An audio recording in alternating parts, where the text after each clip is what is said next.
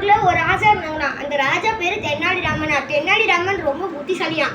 அதனால பக்கத்து அரசு மன்னர் வந்து தென்னாலிராமனுக்கு ஒரு சேலஞ்ச் கொடுக்குறாராம். அந்த சேலஞ்ச் வந்து எப்படின்னா,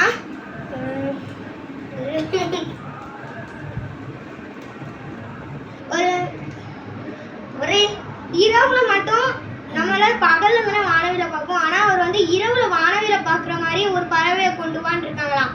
அதே மாதிரி இரவும் கிடையாது காலையும் கிடையாது, அப்படி ஒண்ணு இல்லாத போது அந்த பறவை வரும்னாங்களாம். அதனால தென்னாலிராமனுக்கு தலை சுட்டுச்சான்.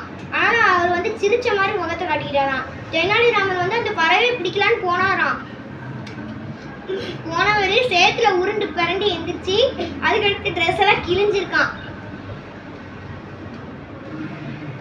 அதுக்கடுத்து தென்னாலிராமன்ட்ட அரசர்லாம் என்னன்னு கேட்குறாங்க.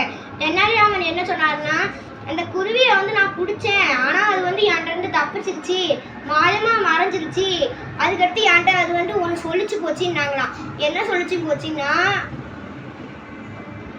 இரவும் கிடையாது காலையும் கிடையாத போது தான் நான் உங்ககிட்ட வருவேன், அப்போ நான் வரேன்னு இருக்காங்களாம். ஆனால் அப்படி ஒன்று கிடையவே கிடையாது, அப்படி பறவே கிடையாது. ஆனால் தென்னாலிராமன் வந்து அந்த அரசருக்கு வந்து ஒரு புத்திசாலியான பதிலை சொல்லிட்டாங்களாம். அதுக்கடுத்து தென்னாலிராமனுக்கு தலை சுத்தின மாதிரி அந்த அரசருக்கும் தலை சுத்திச்சான்.